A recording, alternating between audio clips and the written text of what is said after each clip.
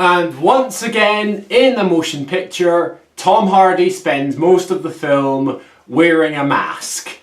Like, seriously, halfway through this movie I expected him to start going, "You merely adopted the Spitfire, I was born in it."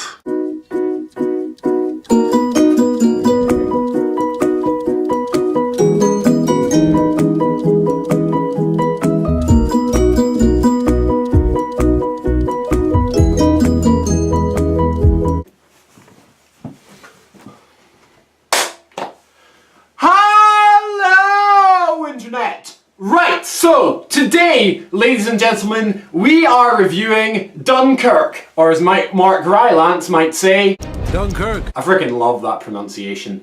So, Dunkirk is the latest movie by Christopher Nolan, and it stars Fionn Whitehead, Tom Gillen-Carney, Jack Lowden, Harry Styles, Tom Hardy, and Mark Rylance, and is the movie that covers the event of the evacuation of the British forces from Dunkirk during World War II, just after the fall of France. So what is good in this movie? Well, it's a Christopher Nolan thing, so a lot of things, naturally. First of all, this movie really does a successful job of putting you right in the shoes of the individual soldiers and the Air Force and the people attempting to rescue those soldiers at the Battle of Dunkirk.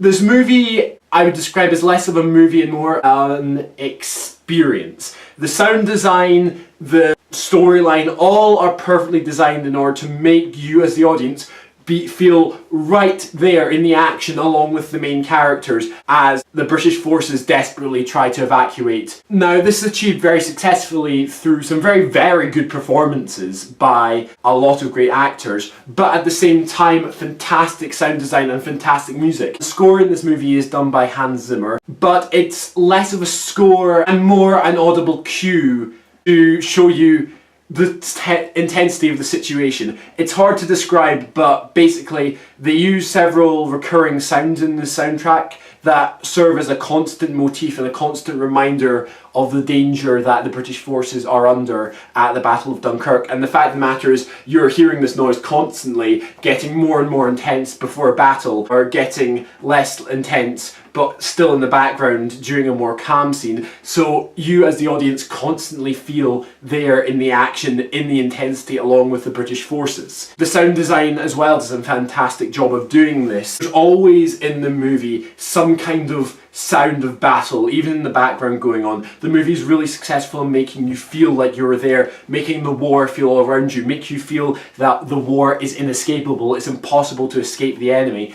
This movie does a fantastic job in making you really experience what it must have been like at Dunkirk, as does the cinematography. The cinematography in this movie is magnificent. Basically, it really helps to show the scale and the mass desperacy of the evacuation. And the fantastic thing about this movie is a lot of cinematography in this movie actually compensates for the story. I know that sounds odd, but this movie has very little dialogue, unlike a lot of other Christopher Nolan movies. Instead, the story is told through shots, acting, performance, character, physicality, etc. That is how you work out how characters are dealing with the situation. Very little in this movie is spoken. In fact, arguably the main character in this movie only speaks for the first time about 30 minutes in, if that.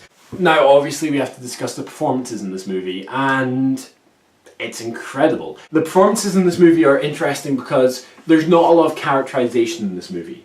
There's not a lot of time for characters to sit down and talk about, oh, I've got a girl back home who's pregnant with my firstborn, or oh, I want to hold my baby girl first time in my arms, or oh, I just want to finish this war and head off to college. I don't know why I did an old Southern American accent for those voices, but I don't know, Saving Private Ryan stuck in my head.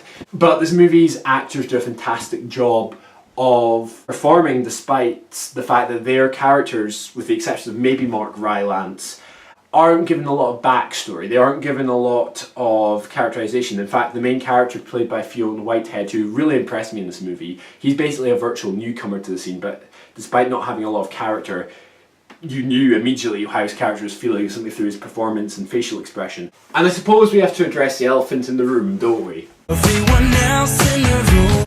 Yeah, Harry Styles is in this movie, and It's funny to think about. I wonder how many like teenage girls bought tickets to see this movie just because they thought, oh, it'll be a fun adventure rom-com, maybe like Pearl Harbor, because it's got Harry Styles in this movie, and we're just watching it like...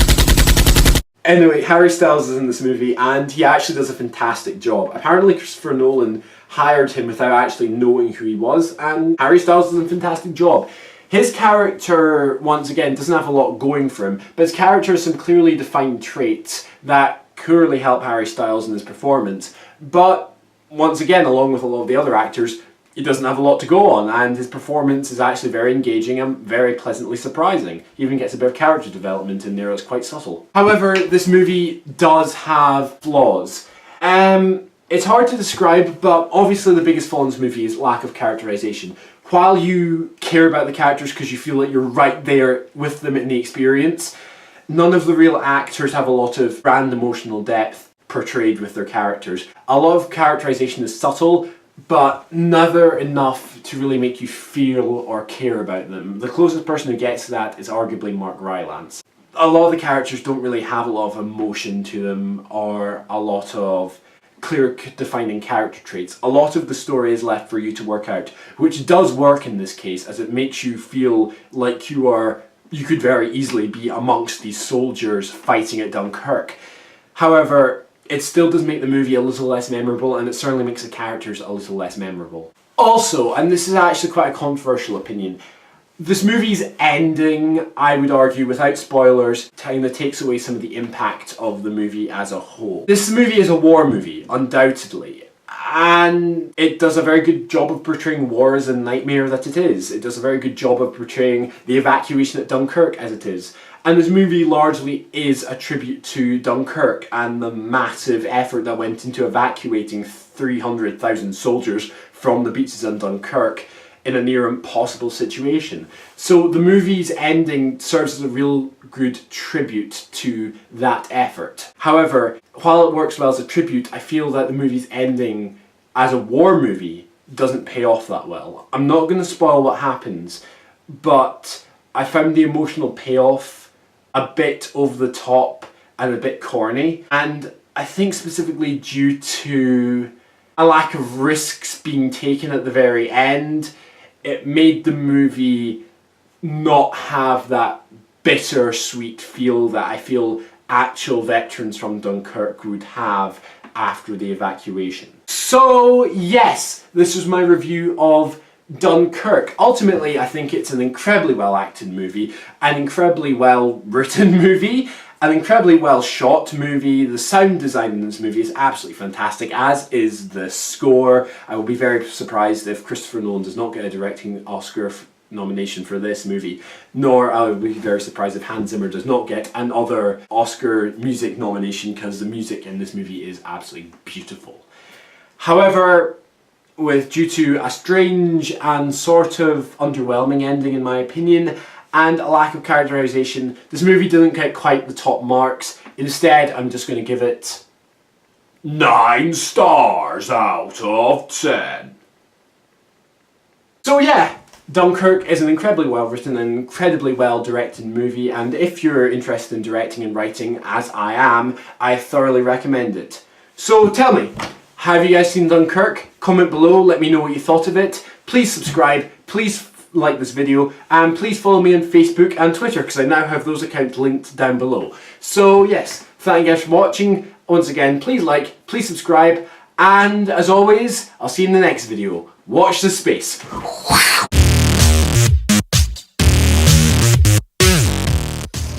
Son of a bitch.